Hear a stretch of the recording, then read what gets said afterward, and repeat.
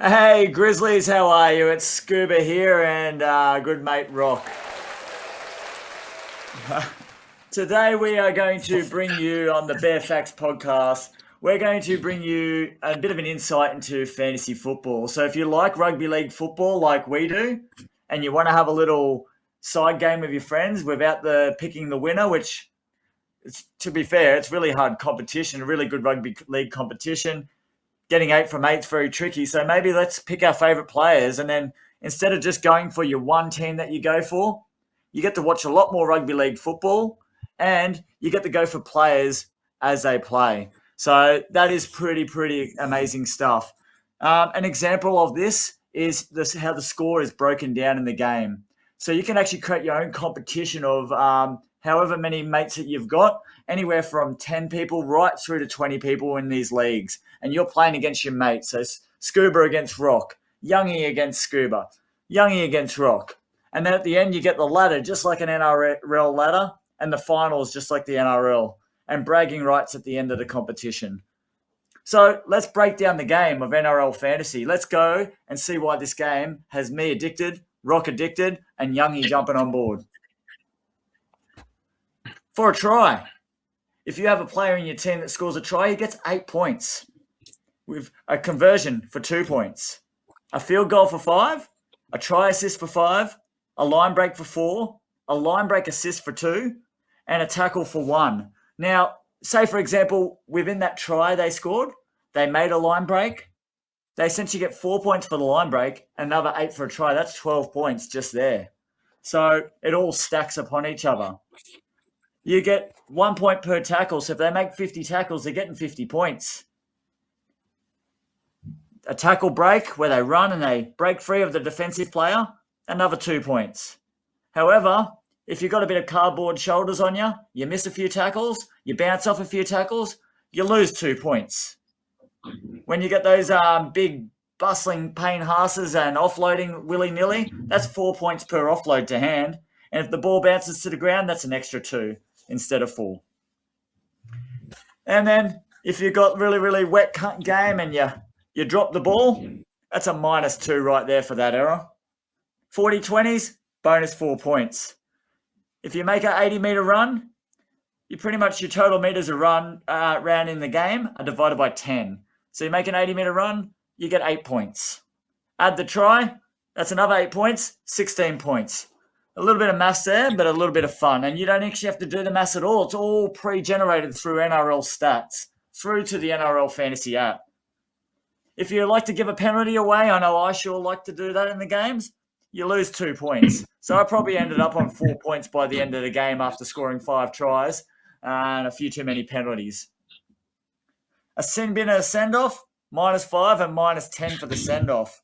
Had a few of those on my score chart as well. Get a kick defuse, 1 point, forced dropout, 2 points, a turnover, 4 points. And if you get a kick grubber in goal and you escape in goal, you get an extra 2 points. Now, these points are like this. So each position has, they try to make it as fair as possible. So halves, hookers, second rowers, front rowers, centres, wing fullbacks can all score a similar average, but there's some guns out there, some absolute weapons, some freaks of nature, Nathan Cleary's, Payne Haas's, that just go above and beyond and score these 70-point averages. And they're the players you want as your captains. Now, Youngie here, brand new to NRL fantasy, really excited to get on board with the Bare Facts crew and the Bare Facts team. He wants to take out the competition. He sent through his team, and we're going to go through some common mistakes for the new players, and we're going to teach you guys from the ground up on how to have a somewhat successful team moving forward so you can beat your friends, but also have fun, because a lot of people build their team at the start, realize they bug it up, and give up for the year. So we're going to fix that now. Pete, I'm going to go over to you, and we're going to bring up Paul's team, and we're going to go through some common mistakes, and we're going to go through some tips and ideas to make his season as fun and enjoyable as possible, and most of all, beat his mates. Yeah, that's right. So when it comes down to picking a team, the biggest mistake you'll see new players make is they will come in and they will pretty much pick from their favourite team. So if you have a look at the breakdown of Youngie's team now, you can see he's in his starting lineup, he's got 5 Bulldogs. Now, yes, they could be good players. You've got Turpin, Curran, Preston Burton, and Connor Tracy. Out of those, probably the best player you have there is Jacob Preston, but he's not a gun. He's pretty much the top of the mid-range players you're going to get. But what you don't want to do with all the buys and everything we have is you don't want to be throwing too many players from the one team into your fantasy squad. You want to sort of even it around.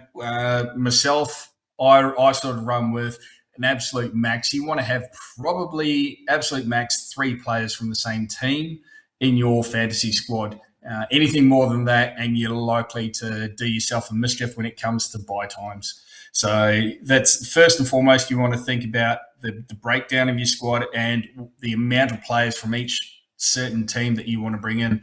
Yes, you want to make sure you bring in a gun, but you want to bring in the right guns because there are some guns who play like a Reece Walsh, for instance. He's an absolute machine out on the field, but there are a lot of times when his scoring doesn't actually, or the way he plays doesn't roll over into fantasy. So you want to make sure that the players you pick actually do have a decent scoring rate. But again, that's something that you will learn the longer you stay on and play the game.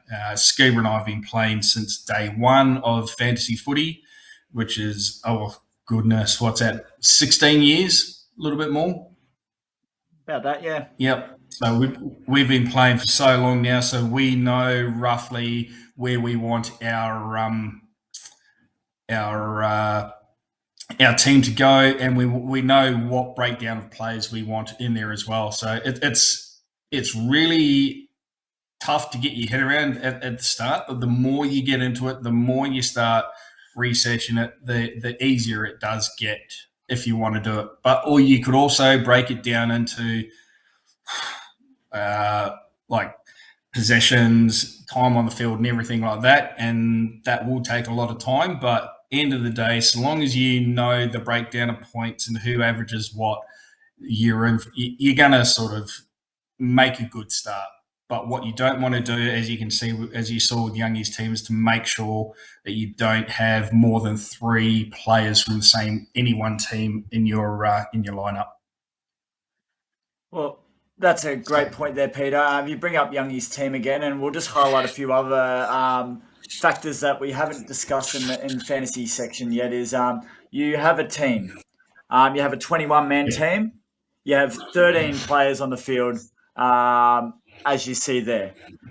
On your bench, you interchange there. 4 of those bench players are your scorers. So the 4 people you have on the top will be the people that be scoring first. The next 4 are your emergencies. So they're not scoring, but if someone was to get injured or not play, the next sequential person down will be a scoring person for your team.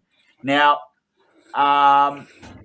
when you have a player that's on your run-on team, you're starting 13. If one of those players doesn't play, you need to have a person of that position to cover your bench. So you're not running 8 hookers on your bench and you have Jacob Preston go out with a quad strain or something like that. You need an edge person on your bench to cover for the edge position. Or Payne Haas for a mid, you need a mid on your bench for that position. So dual position players with 2 positions, will be a really good cover for the bench. Now, we talked about you got 5 Bulldogs players there. Bulldogs have the bye in round 2. So after week 1 of this team, you score a superb score. Come round 2, you've got 5 people not playing, and that's not including players with injuries and suspensions and that as well. So you'll find yourself with only making 2 trades per week for the first 8 rounds in a bit of a pickle to try and get 17 scorers for the round 2. So that is a bit of a quick little breakdown of the team. So when we build a team, for new joiners, don't just choose your team that you support. Don't just choose players that you like, you actually need to do a little bit of research. There's a lot of tools available, a lot of fantasy platforms and podcasts and everything out there that can assist you and support you in formulating the team. They usually talk in top-notch terminology and sometimes get a little bit invested with fixated on certain players. We're going to keep it very simple for you in building your team. So you get your team up there now, and we'll change it, and we will work with you to formulate a team. An example of team formation and composition is I like to have one good player in each position, and then I like to find my bench with a lot of juniors and guns, like the 250, 300K players, to make money. Pete, do you have anything more to add to building a team or any ideas around building a team?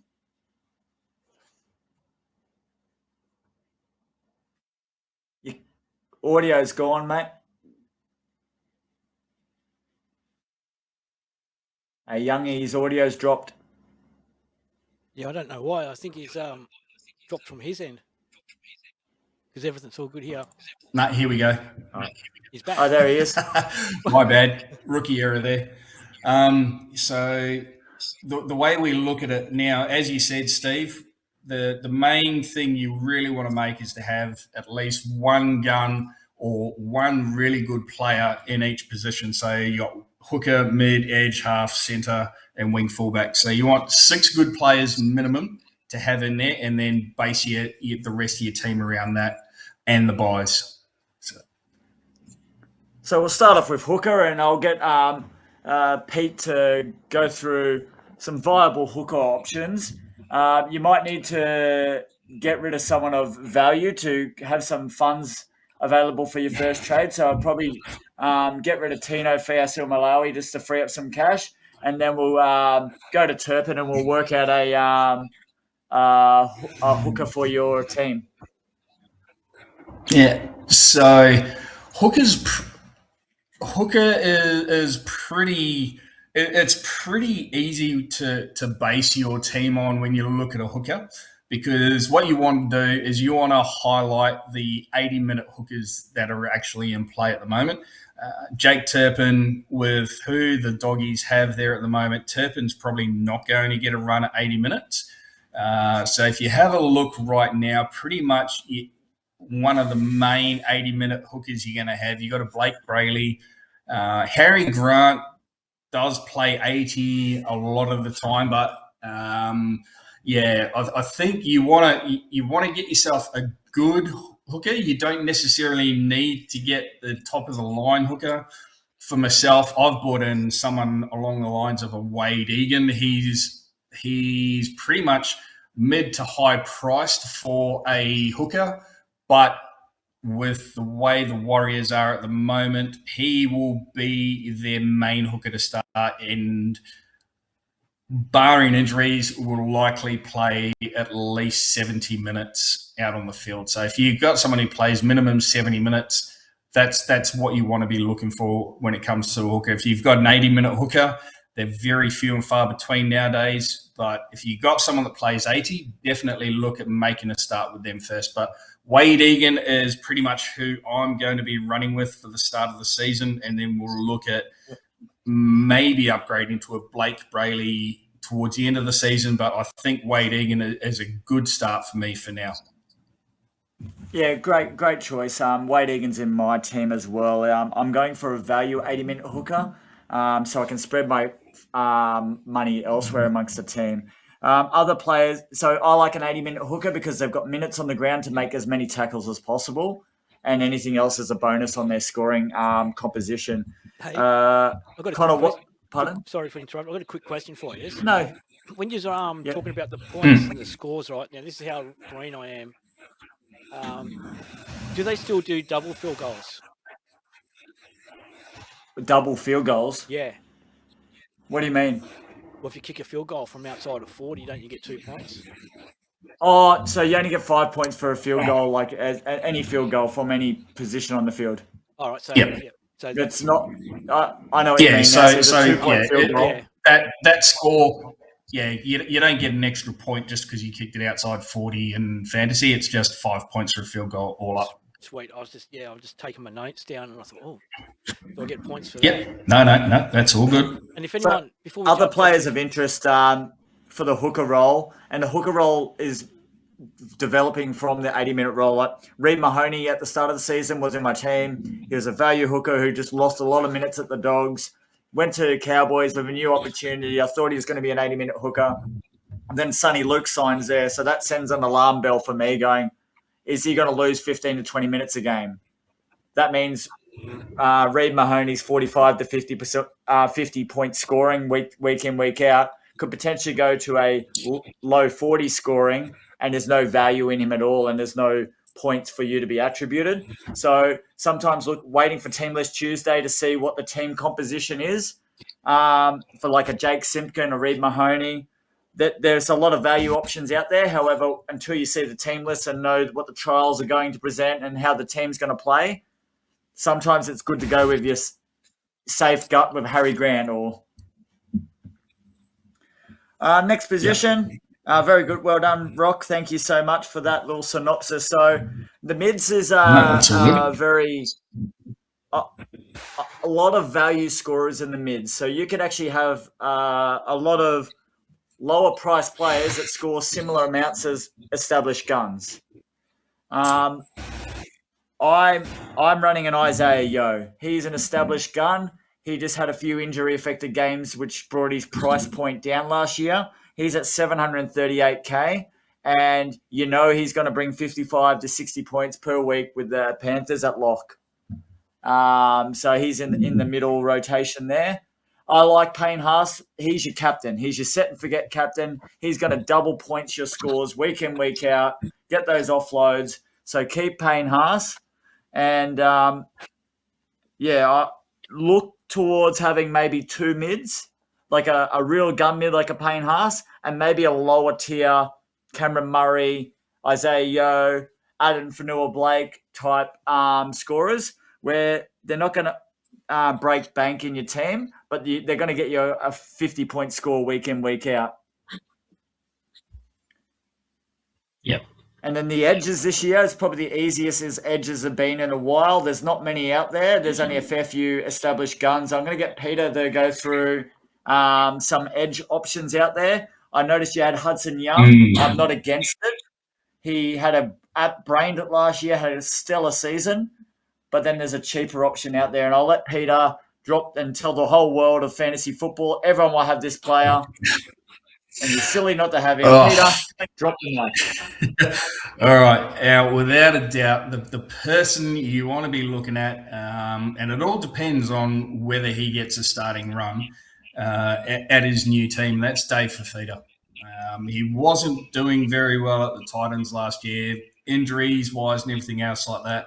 If he's fully fit, running and getting a start at the Bunnies, he's a must-have in every team. Yes, he's running a bit high at 500,000, but with the potential he has, he could look at bringing in like 200,000 to 300,000 price rise for him. So you could eventually look at downgrading him to another edge and upgrading, a mid or a halfback later on down the line if you wanted to. But for me, my main thing is David Fafita is definitely getting a start in my team. We'll be keeping an eye on the Dargans as I have Toby Couchman in my team as well. So whether he gets a run or not, that's also another thing as well. But there are plenty of edges to look at. You've got, Hudson Young from the Raiders. Kai Pearce-Paul is another to be looking at. Yes, he has the buy in round one. But when it comes to fantasy options, he was an absolute offloading machine last year. And he averaged in the mid-50s. So if that is almost up there with gun material, but that is definitely keeping material. If you want a set and forget after round one, Kai Pearce-Paul is your man up until it comes time for the next buys for the Tigers. So, yeah, definitely one player to absolutely look at would be David Fafita. But again, it's also who you feel comfortable with as well. But yes, some people hate the bunnies, but David Fifita is definitely a must-have for your team. Yeah. So yeah, the reason why we're only going through one or two at the moment in each position is just so we can get a bit of financial balance, and then we can fill in the spots at the end as well. So I think, yeah, David Fifita's a must at the moment. Toby Couchman's another option where he can be that dual position, plug and play in each position. There's a lot of options out there, but getting that one gun in each position, we're just floating a few different names out there for you to choose. Once we get those guns, then we can start filtering down the other positions. And I think, how much money have you got left in your cap now? You'd have a ridiculous amount from here. 857. Yeah, so this is where your team will start to really Evolve. show. Like your halves are really weak at the moment. Oh no, Matt Burton's not weak. Come on. Matt Burton may have in a fantasy sense. Who's fantasy? Well, there is that too. 100%. We can even look at a few options, and Nathan Cleary's the god of the game. I'm actually considering not playing Cleary this year because I've noticed in recent years he hasn't been playing a full season. So I'm actually going to go a bit of a cheaper halves play this season, and you can look at Adam Dewey. He's got really good scores when he plays in the halves. You can look at a Fogarty at the Manly. He's going to take the goal kicking and all that type of stuff. A new role, and this is where you try to get players from different teams to spread the love, I guess. Mitchell Moses had an injury-affected season last year, and Parramatta look like they're on the up. They got a fair few wins at the back ends of last year, so Mitchell Moses is high on my potential to make some extra money. Yep. And then they're just a few options. Nico Hines, he has potential to go boom and score a really, really good ceiling game. So ceiling game is where they score the 100 points per game. But he also has the potential, and with his relationship with Trindle on the field at the moment, they're stealing points from each other. So I feel like he's more of that 50-point scorer, but never going to get that ridiculous score like he used to in previous years. So that's your halves. Tyrone Wishart, he's going to be at the bench for the Storm. I feel like he's not going to get the minutes to support his potential and his points. So, yes, I rate Wishart as a player. I can't wait for his price to be this low when he starts at the Bears in 2027. However, he would be not in my team at all. I'd solely remove him and find an alternative person. Yeah. I had him in my whether team. You want to go for a Dylan Brown at the Knights. I just had him in my team because I had obviously being pretty green. I'm pretty not confident, but I know a lot of the Bulldogs players. And so what I did when I set up my team originally was I went with what I knew, and I added a lot of the players that were coming over to the Bears, so I could keep an eye on them. That's why they're in there at the moment, because I didn't really know. So knowing that Wishart's only going to be on the bench for half the year, well, I didn't know that until just now. You know, and we could tell by your team composition that you're a Bulldogs fan and you're a part of the Bears podcast, because you got the Lilies and all that. Like, you've got a lot of future Bears players in your team, Bulldogs players, and the crossover. Yeah. And this is what there's a lot of Queensland players in there as well. I don't like Queensland players. So it's got to be Blues all the way through, otherwise. I love this podcast already. Yeah. Oh, it's going to be a great podcast now that we've got 3 New South Wales here lining up. Let's bring it on. As a quick reminder, if anyone wants to join the open comp, because an open comp, anyone can play it, can't they? Yeah, anyone can play, and anyone can join. So they can join our league. And this will be shared. Yeah, I'll put the link or our code in the comments as well. So if you want to join and follow us along in the actual comp as well, in an open league, it's LZKW2LJ4. So LZKW2LJ4, and you can join our league. But I'll put that code in the comments anyway down below. So yeah. I'll love to see you guys progress on board, and then each week we will talk about our top 3, top 5, or highest scorer for the round as well. So you'll get a shout out on the Bearfax podcast as a weekly update, and congratulate all the members. Like if you get over 1,000 points, you'll get a big double thumbs up from us, and congratulations for getting over that total. You did really well this week. Yeah. So And you'll get we your name want on to the be screen. community based in our leagues as well. Yeah. And the more the merrier. And hopefully we can expand and run our own competition head-to-head leagues as well. Yeah, that's getting exciting. We've got the Dylan Browns and all that type of stuff that we need to. He's a nice cheap option. High potential to make money, won't really lose money. Or Adam Dewey, he's got a high potential as well, but they have the buy in round 1. So either get an established gun where you don't have to trade them out, or get someone that you think's going to make money. I think for Youngie's team now, like I see you've got Volkman as on your interchange as your other half.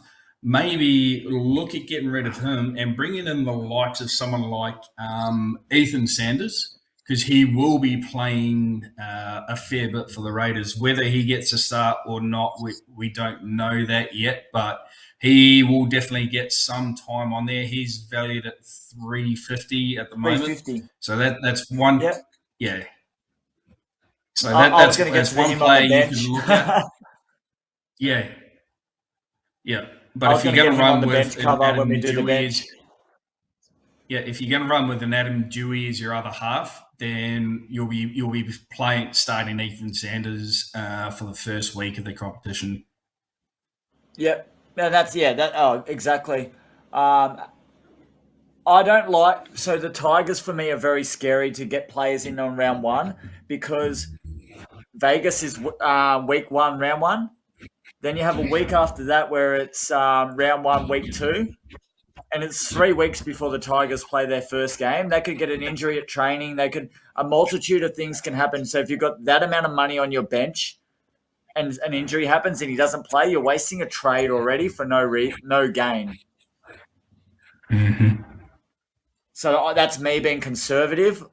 I would ill-advise starting with Dewey. I would go with more a Fogarty type player, because I know they're going to score me points. And that's just playing the game and getting stung a few times and a bit of hurt. So, we'll get to that when we go through your bench composition. At the moment, we'll fix that up. Next position, a very tricky position. The hardest position to score points on is the centre position. The centre position, and I actually don't mind your centres for your choices there. They're not the ones that I would normally go with, but they're not going. They are potential to do well, but not really consistent enough to do well, if that makes sense. A person that I'm really, really interested in is Will Penasini. Has been a proven gun previously. He has a really good synergy with Moses when Moses is playing, and he's at an excellent value. So a consideration there would be a Will Penasini. If you want to go for an out-and-out gun, I'd just go Herbie Farnworth or Jacob Carraz. Maybe even look at a Robert Toyer as well, who is in cheaper out of 552. And another consideration as well, which we forgot to mention at the start, and sorry, ladies and gentlemen, is potential for Origin eligibility as well. So you don't want to have a full team of Origin players, and come Origin time, your whole team stood down. So just having a good balance. It's not saying not to have Origin players, but not to oversubscribe. Yeah, fair play. Now I think out of those two, I'd probably keep Purdue.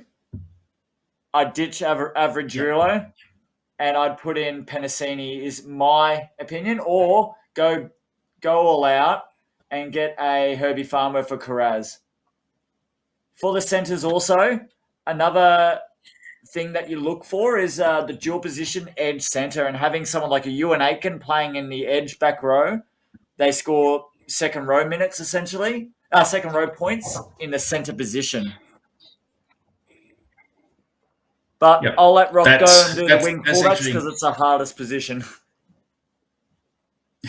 yeah. So just on the centres, I do have one of the ones you mentioned there. I've got Ewan Aitken as my centre. Again, for that dual position slot, edge centre wise, I think that's probably the best. If you're going to do DPP, dual position, that is pretty much centre is where you want to be looking at having that DPP, and especially for the edge centre positions, because they do generate a lot of points. All right, so you want me running the wing fullback, do you, Steve? Yeah, go to the wing fullbacks. There's actually, I'd keep Drinkwater. He's already chose him. But yeah, go to wing fullbacks, and you know what? Connor Tracy's a good pod. Connor Tracy's a it. very good pod. No, he's actually not too bad. I mean, if you look at pods, I have a pod. Mine's a little bit different. Mine is, look, I'm giving my team away here, but I'm running with a Selwyn Cobbo at this point in time as my point of difference. What's a pod? We both point of difference. Sorry. Yeah. That's what the pod is. But yeah, wing fullback it's very, very, very difficult to pick the wing fullbacks because you get some guns like, let's go back to a Billy Slater, probably the best wing fullback, well, pretty much the best fullback ever, one of the best fullbacks ever play the game, second to probably Darren Lockyer. But when it comes to fantasy scoring, Billy Slater was never a fantasy scoring gun. He was an absolute machine, but it didn't show in fantasy. So you're going to get a lot of people who go, okay, I love this wing fullback, and they'll pick him because they love him, and he could be an absolute gun on the field. But when it comes to transferring over to fantasy, he might not do it. He might put in those yards, make those ball busting first, second play tackles, runs with the ball, but he might not do anything of significance. Like he might not break as many tackles as a Herbie Farnworth or a Jacob Carraz or a Reece Walsh, for instance. But so you don't want to get caught into that trap of picking players who only do a couple of good things here and there. You want to make sure that when you do it, you want to pick someone who is a renowned fantasy scorer, but that's going to take a lot of research to look into. You do have your guns along the likes of, say, you've got your Teddies, you've got your Tommy Travojeviches, you've got your Latrell Mitchell's probably the highest priced wing fullback at the moment, and it's pretty much validated because he's running with he's a fullback. He's also has their kicking game. He's their point scorer. So he covers a lot of good fantasy scoring options. So he's probably the highest rated. Then you've got like I said, you got your Teddies. Another dual position. Well, actually, he's not dual position anymore. Is Campbell? Is he? But it should be at the start of the year. So because he's touted to be the winger at the moment for the Rabbitohs, and he's listed only as centre at 440k. If he's listed round one to play on the wing, he should get dual position eligibility. Same with Latrell Mitchell. He's playing at centre. Campbell Graham, did you say? So no, Jaden Campbell. Oh, Jaden Campbell. He won't get dual position. He's half only. No, half only, yeah. So last year what's that? Yeah, so Latrell Mitchell's looking to play at centre, so he's listed as a wing fullback, so he might be a dual position, but he might actually lose some points playing in the centre and only playing one side of the field as opposed to being everywhere and doing everything at fullback. So these are things to look at going, is he going to lose his 722 or 28 price tag and drop money? I might wait for him to drop money and pick him up at a cheaper amount. So for wing fullbacks, you want the and Reece Walsh. He was as low as I don't know what he was low as, but he was about 400k almost last year.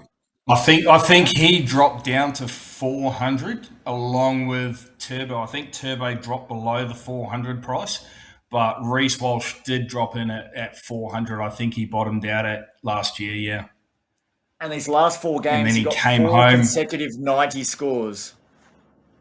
Yeah, I was going to say the end of the season he came home like a like a wet sail. He did. Toilet water. Yes. But So anyway, he dropped down when it to comes to that, where's your team again? 466. Youngie? What's that? So we got Youngie. Looking at Youngie's team, he's got Arthur's, Drinkwater, and Tracy. Not sure how I feel about Jesse Arthurs. Drinkwater and Tracy, definitely good there. Drinkwater's a very good option as his goal kicking. You know, he also does a fair bit of kicking in play and does goal kicking. Jesse Arthurs, I'd probably. What were you going to say about Arthurs, Steve? I'd say boot him for Suafealongo at the Storm. Everyone's got him. You're not going to, if he goes well, you're not going to miss the boat. He's fullback for the Storm in a really good team. You'd be crazy not to 467 is priced. Yeah. Just out the top above Will. There we go. This guy. Yep, that's him. He's playing fullback. He has potential. Full preseason at fullback with the likes of the Storm. I can see a lot of potential there.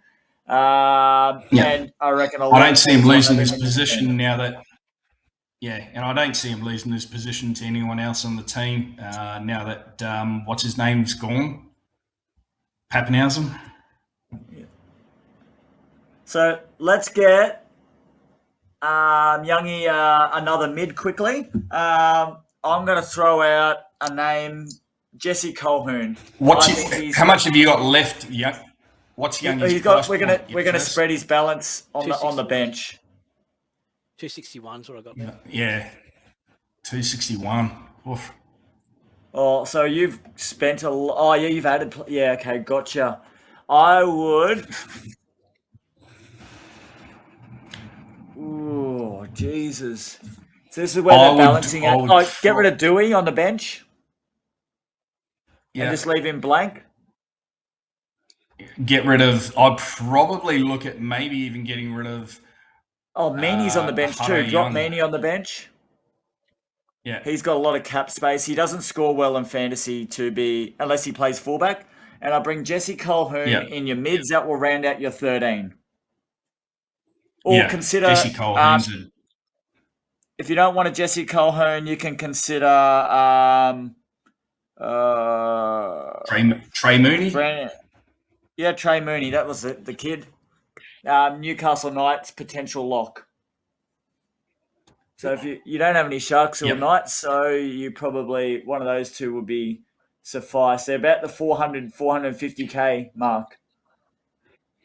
Actually, Jesse Colquhoun is probably a good choice. If he gets a start, you're going to make some money on him at 347. So Cameron McInnes is not due until about round 5, round 6. So you at least got 5-6 rounds of his scores where he can go large minute role.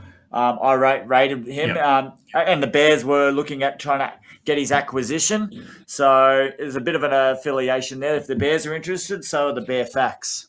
So who should have? Like I've got my captain as Haas. Who should be the vice captain? So we'll talk about that in strategies next week. So there's a bit of a round 1 tips and tricks to do because of the split Vegas round buy, if that makes sense. Yep. And I'll talk about that in the next episode with captains and the likes. Now we need to round out your bench. So looking at your bench, you want to make as many money makers as possible, but have a lot of coverage. The first person I'm recommending, it's someone that's burnt us before in multitude of seasons, but he covers 2 positions. He is dirt cheap and he's on a bit of an alcohol abstinence. He's turned his life around. Brandon Smith, 300K. The cheese. 300K, covers hooker and mid. That's going to be a pretty good job security amongst the team. I would have him as your team. Yep. He's owned by 39.7% for that reason alone. Yep. Next person I would consider on my team. You've already got Ethan Sanders, so let's go with the Storm Edge. He's got there's a deficiency on the edge with Alicia Katoa going down with his unfortunate concussion at the end in the international game for Tonga last year. I would consider the Storm Edge, which is either Joe Chan or Lasati. Yeah, So I'm pretty much I'm stuck on Joe Chan at the moment, but it'll all hinge on who Bellamy names for round one. you still got Brandon Yeah. selected in your name listing, so the Storm won't. Yeah. There you go. Who are you saying, Chan? Chan or Lasati? Joe I Chan, think yep. Lasati's got the edge at the moment, and he's cheaper as well and allows you to spread your cash. If you look at Lasati, he should be about 30% from memory. Yeah, 39. That's a good indication. A lot of people 39.1. that play the game know what's happening. So I'll be adding Lasati, and he'll be a good 40-point scorer in your interchange. I've still got 400 grand to spend. So another person that I'd consider is getting rid of one of the lilies, and bringing in you want to get rid of Kit more than Luke because Kit is not getting a run as much as Luke Laulili will. I think Luke might even get a starting spot this for round 2. Which is round 3, and I'd recommend not having any Tigers at all, to be fair. I would go with a Tommy Chester if he's back, or the Titans edge that takes David Fafita's spot, and he's a young kid named Paxton. Oh, yes. Paxton. So if Tommy Chester's only got a mild MCL strain, he should be back for the trials. And he's got a confirmed gig at the Cows this year, and he's good coverage for your team. Paxton from the Titans is going to be a really good acquisition. And same with Farley from the Dragons. And you've already got Farley there. What you can do with the rest of your money is on the player Hopwood or Roddy and Russell. I'd look at upgrading those guys or looking for so you can make Russell Cobbo. You can make Russell have a look at some players that you like around that. Now you got a bit of a understanding and look. Teamless Tuesday will really change your team. We're going to essentially we're placeholding the amount of money to positions at the moment. So the bottom play Ryan Couchman, but he might not play. So do not get rid of David Farley. No. Well, who would be good to fill in my last bench spot? I go Ryan Couchman. He was actually ahead of Toby Couchman at the Dragons before his ACL last year. What was his name? He's come back this year, hopefully a bench spot at least. Who was it? But his PPM's through the roof.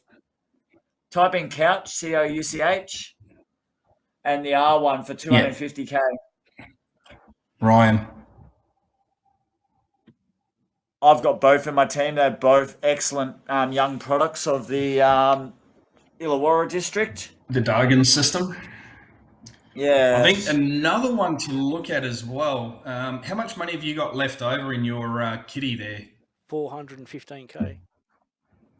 415K. I'd upgrade Russell. Okay. Upgrade Roddy and upgrade Hopwood to some people.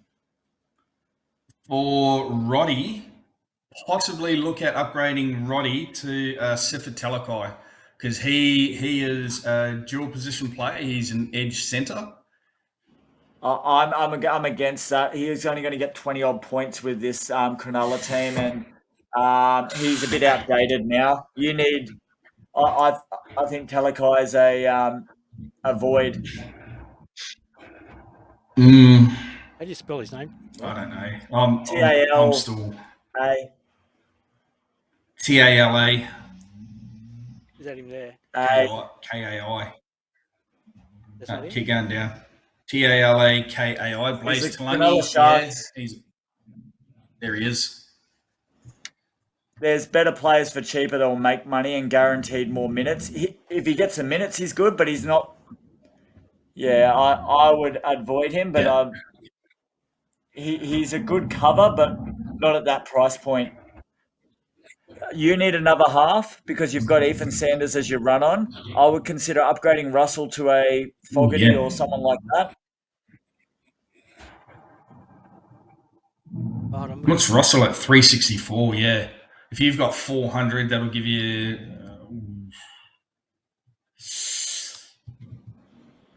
still got to get this emergency guy sorted out. Yeah, well, I would put in That, someone that, like. Did you get Paxton in your team?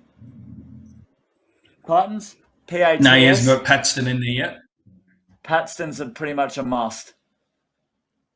You've gone go back backspace 3. There you go, him. There he is.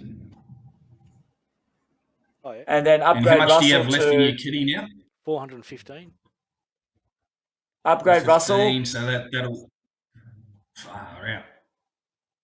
You get a good to half for Fogarty or that. someone. And then upgrade Hopwood to a 300 dog K player. We'll have a look at that when we get there. Yeah, Mm. I might leave it as it is now, the way it is now, and we'll have another look at it next week. Oh, of course, not a problem. Yep. This is It'll so be we have a fun. look at your team now. So we have a look at it at start to finish, and what we have is a lot of balance with a lot of different clubs. Yeah, We're not going to be short-handed in a round. We've got, aside from no half on your bench at the moment to cover your you need a half on your bench. That's the only thing you're missing for cover. Unless you put a centre Farley in it with Purdue and put Purdue on the bench in your interchange, then you'll have that half cover on your bench, but you'll have to play Farley. yeah, So if the viewers can see that, how that dual position player can be a handy coverage with swapping Purdue out with Farley, then you've actually got the half cover on your bench now. In the unfortunate injury to either Moses or Sanders pre-game or whatnot. oh yeah. So Where do you think Jack Whiten's going to play? centre, He's right going to play centre. centre. Out before All right. he's been training at centre at the moment, and that's before Campbell Graham on the wing. So I was going to Campbell say Graham's a really that's good look. another option you could have there as well if you wanted to look at that as well. You've got Jack Whiten is 67 grand cheaper than Jackson Purdue, but he's also playing half / centre. He's a DPP there, so the options for DPP for halves is pretty.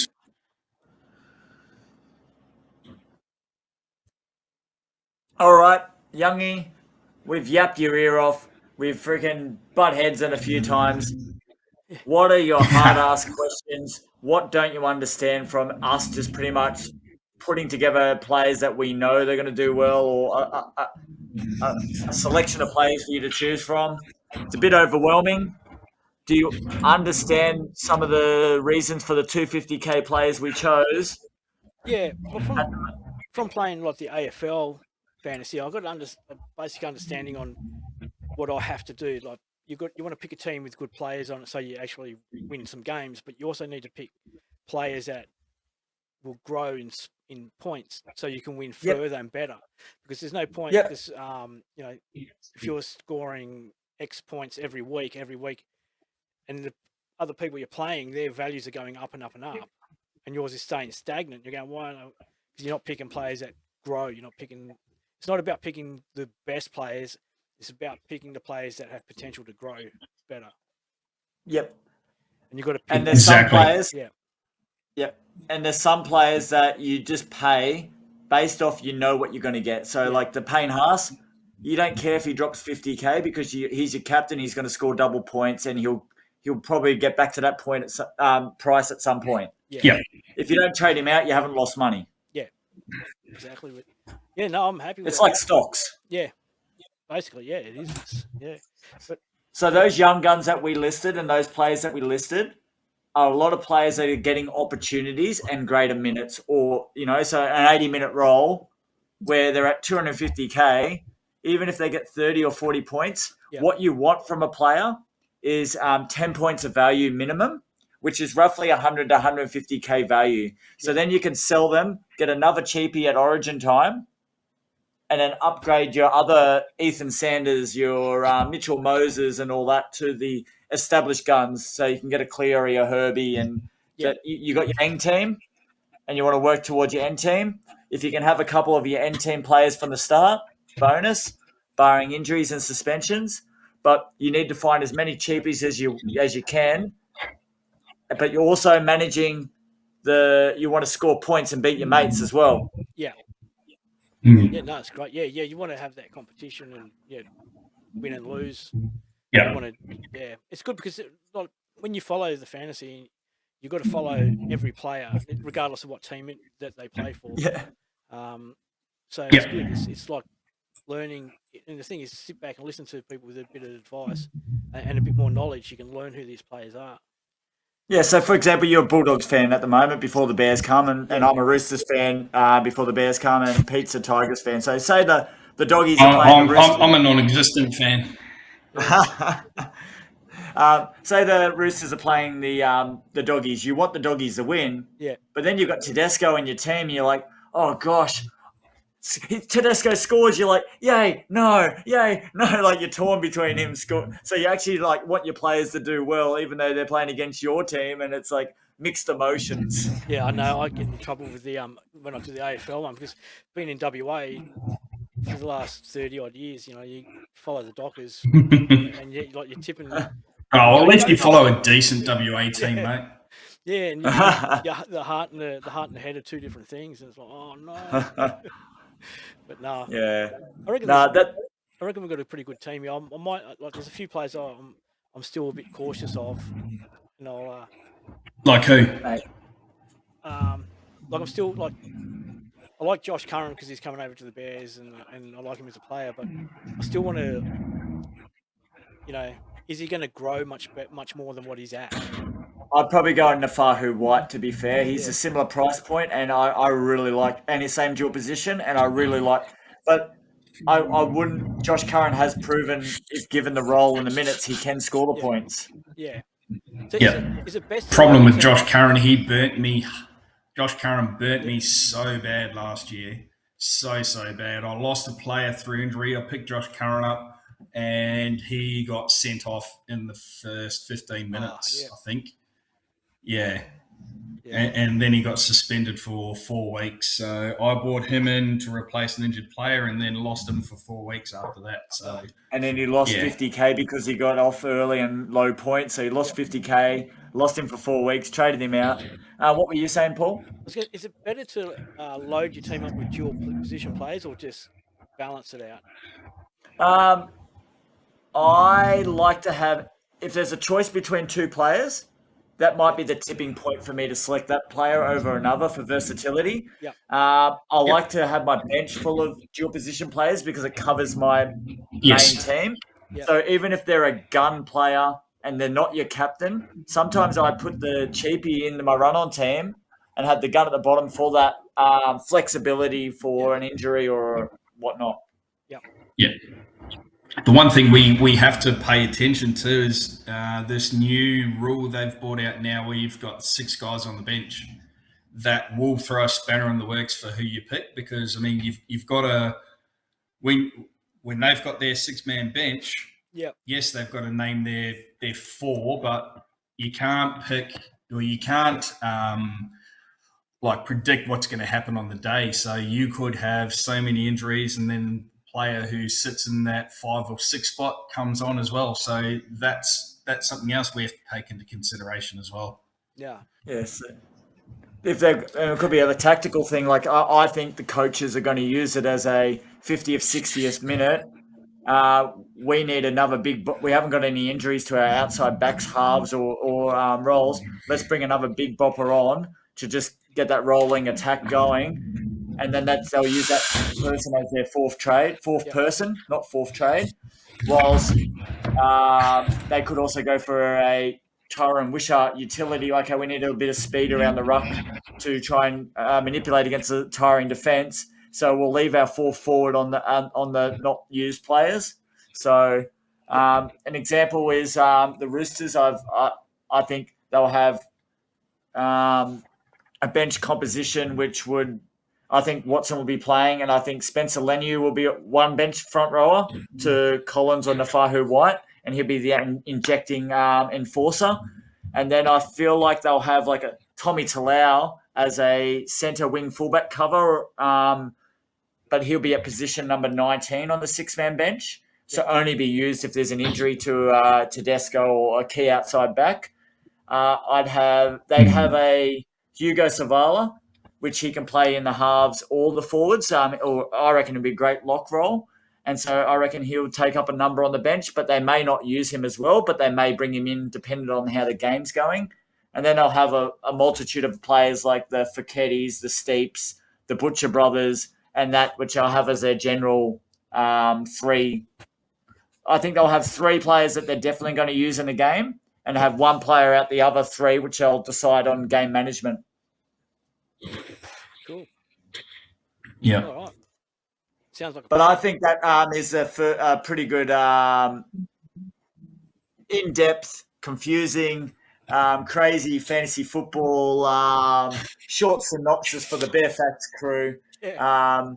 If anyone does have any questions, or if anyone wants us to review their team and give it constructive feedback, Paul will tell you where to send it to, and Rock and I will happily dissect your team. Yeah, just leave a link in the comments. Put something in the comments. We'll read the comments and Yep. get in touch with you until we can set up an email or something. But yeah, just leave a link in the leave a call. I'm happy to help out anyone that wants to ask a question. I'm not going to lead you astray. I'll give you the best information which is provided. Is it going to be correct? No. Or I'll be winning every year. But it'll be a pretty good, get you in a good direction. Yeah. But don't forget our code to join our game is LZKW2LJ4. So all capital letters. So, look forward to seeing you guys beating me on the Bearfacts. Yeah, it's going to be good. And it'll be good once we get up. And just know, if we're happy to give advice, but if we're playing you, then just make sure you do some research. We might give you a bum stare if you're playing one of us. Nah, we'll do the righty by yous. Don't listen to me at all. I'll give you a bum steer. No. Steering closed up.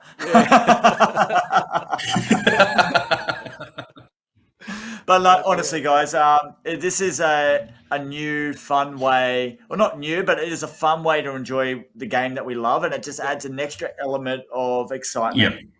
Sweet. All righty. Is that it? We're going to wrap it up here? I think we're going to wrap it up. I think we've gone above, and I'm going to go to physio. But thanks, Youngie. Yeah, thanks for having us on board the Bearfacts crew for fantasy football. And also, tipping comp. Did you want to bring that up now or later? We'll do it later. We'll do it later because, we'll do it later. Yep. Cool. Yeah. No thanks, reason Rob. in particular, but Happy days. Youngie. Yeah, thank you. All right. Thank you, everyone. Cheerio. General salute. Yeah.